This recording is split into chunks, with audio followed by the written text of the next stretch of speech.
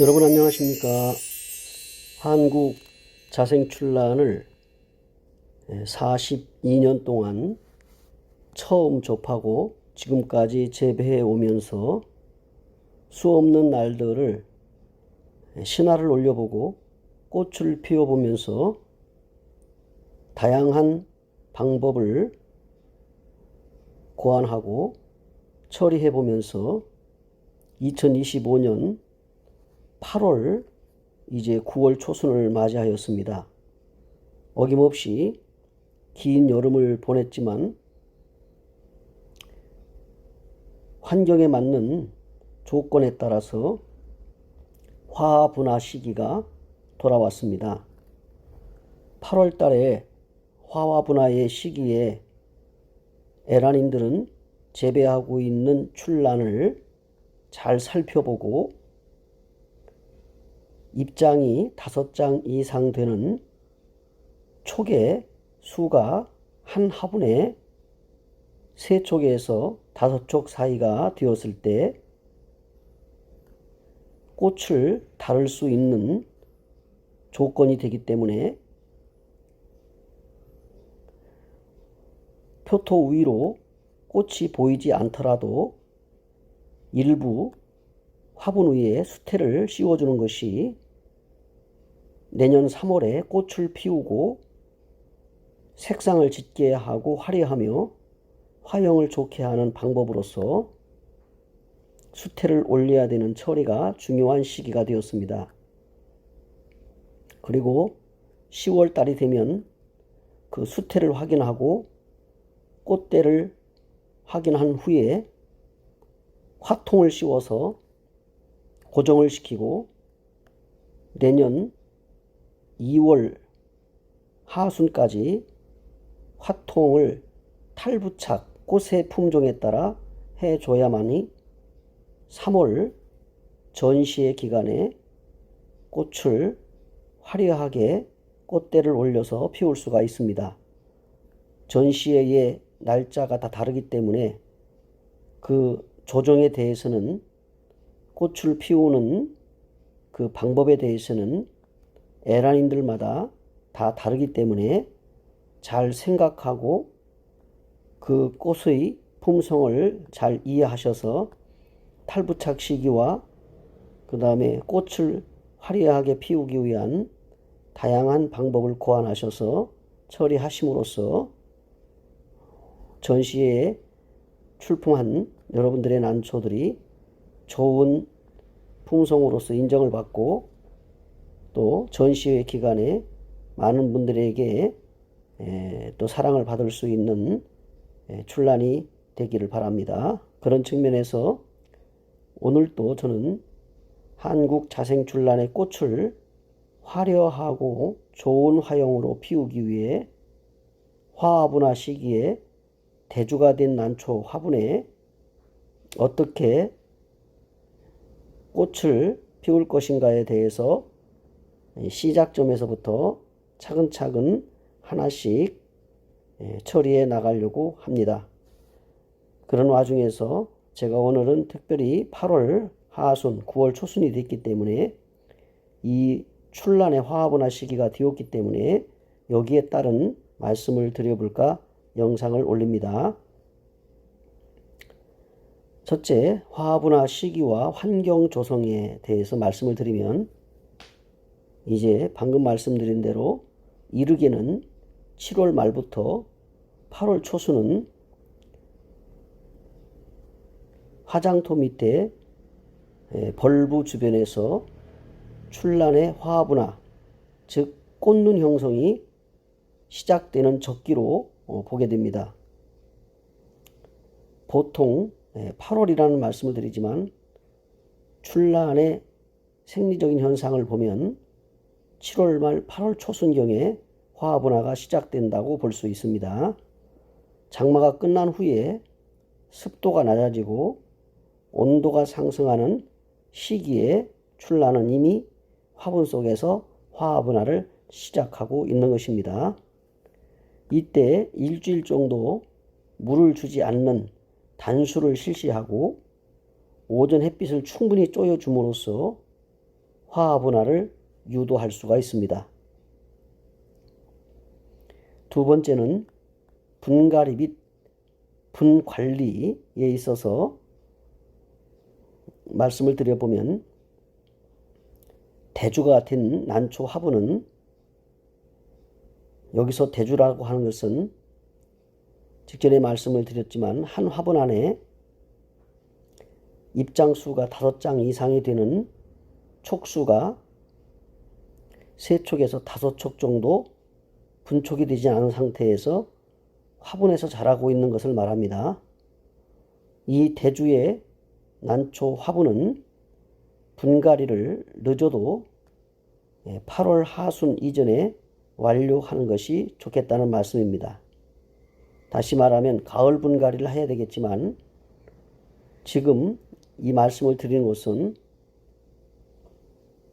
촉수가 몇 촉 되지 않는 약한 화분의 난초는 제외하더라도 꽃을 달 수 있는 화분화가 될 수 있는 난초는 이제 꽃눈을 확인하고 수태를 씌워서 화통 관리를 해가지고 내년에 꽃을 피워야 하기 때문에 요 화분화 시기에 한번 분을 털어서 이제 확인한 후에 수태를 씌우고 화통을 씌워야 되는 시기가 됐기 때문에 그렇습니다.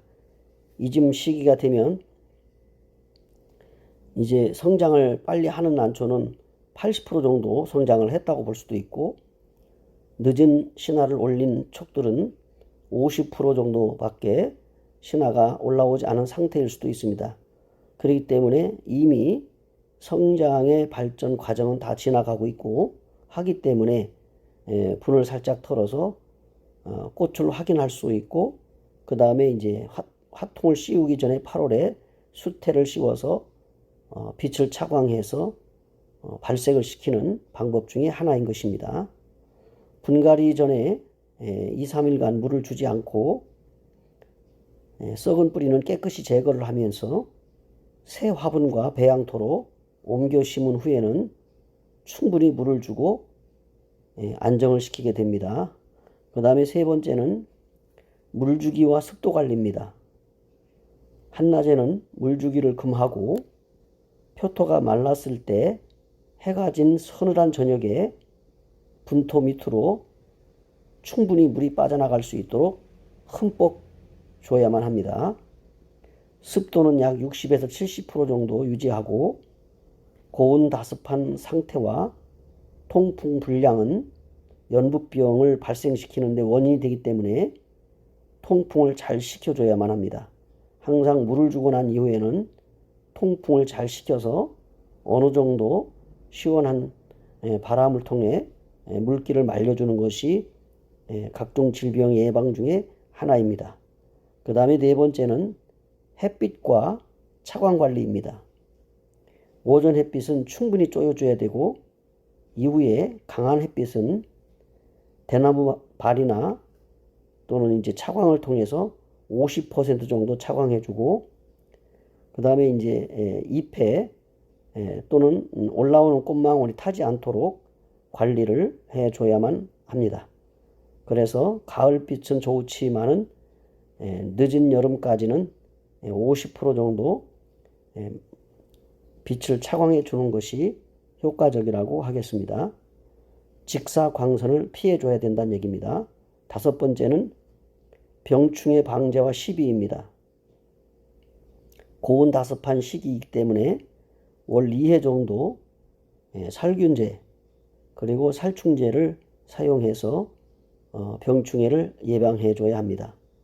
저는 어제 스포탁을 2000대 1로 관주를 해 주었습니다.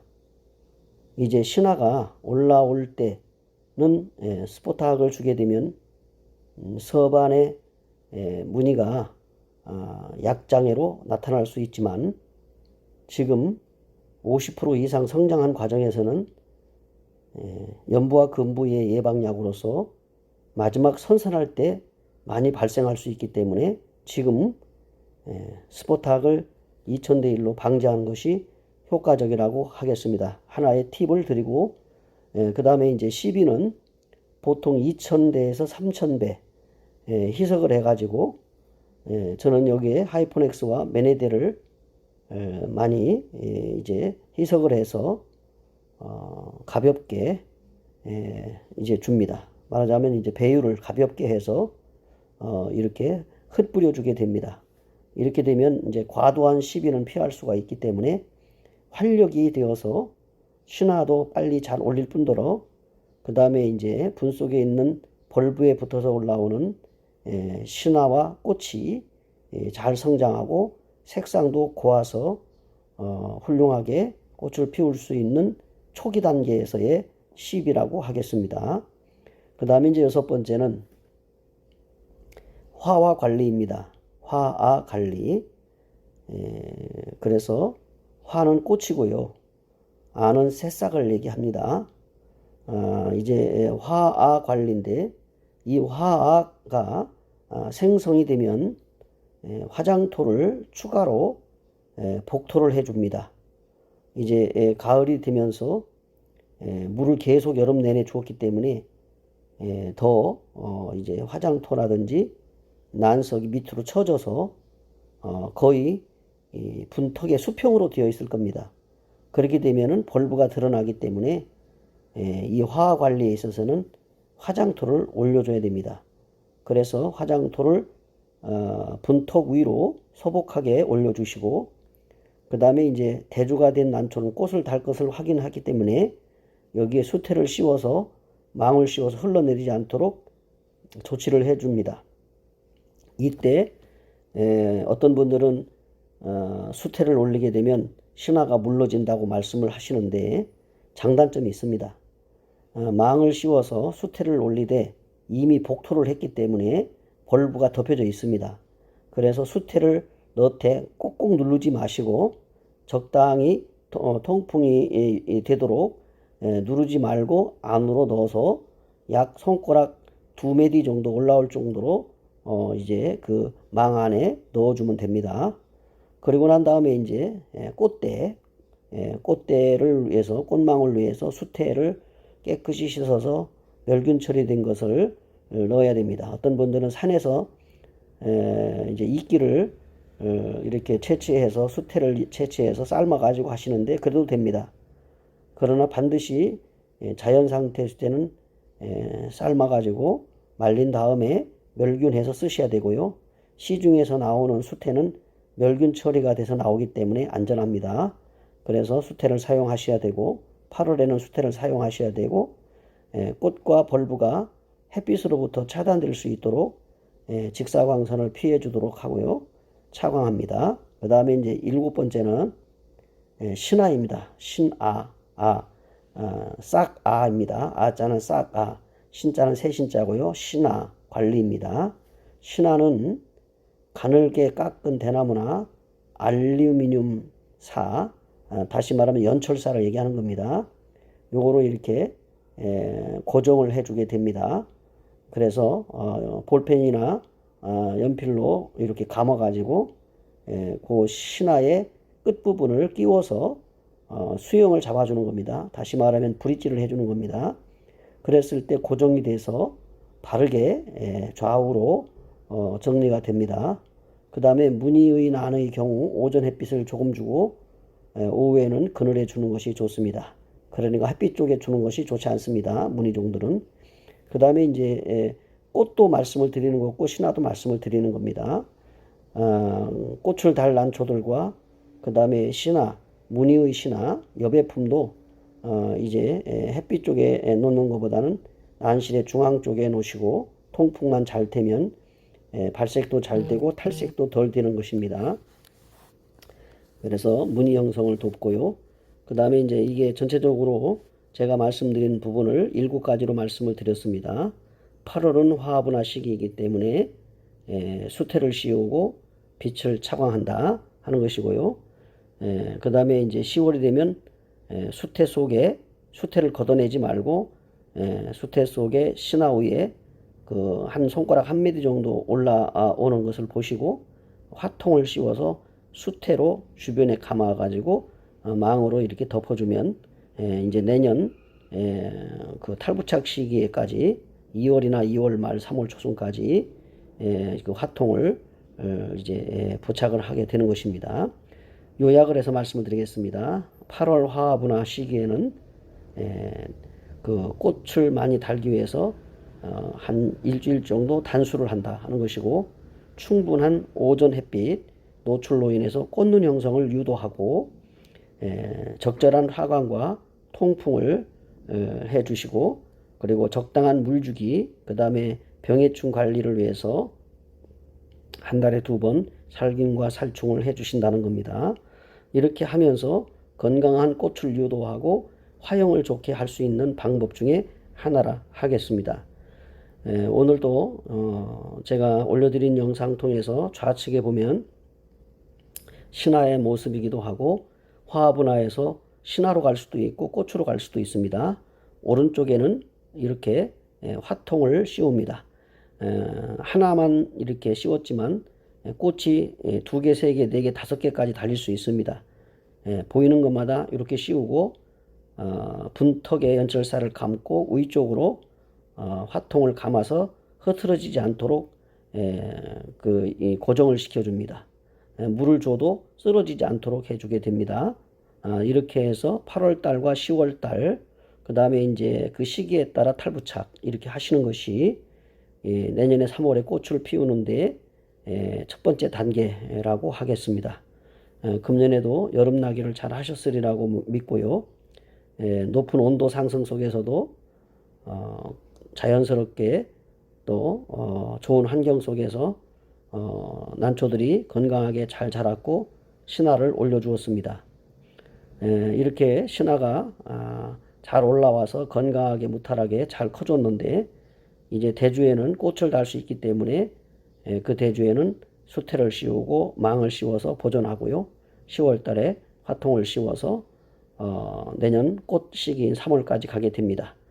뭐 홍화라든지 황화라든지 주구마 같은 경우는 탈부착 시기가 다 다르기 때문에, 또 본인들이 키우는 환경이 빛이 얼마나 강하고 약한지에 대해서도 나름대로 조정을 하셔야 되고, 그 다음에 이제 어느 정도 12월 정도 되면 꽃대를 잘 올려서 피워야 되기 때문에 적절한 장소 이동도 필요하다 하겠습니다. 오늘도 끝까지 함께 해주신 여러분, 동행튜브의 영상을 보시고 구독과 좋아요는 저에게 큰 힘이 됩니다. 다음 영상을 준비하고 올려보도록 하겠습니다. 오늘도 함께 해주신 여러분 고맙습니다.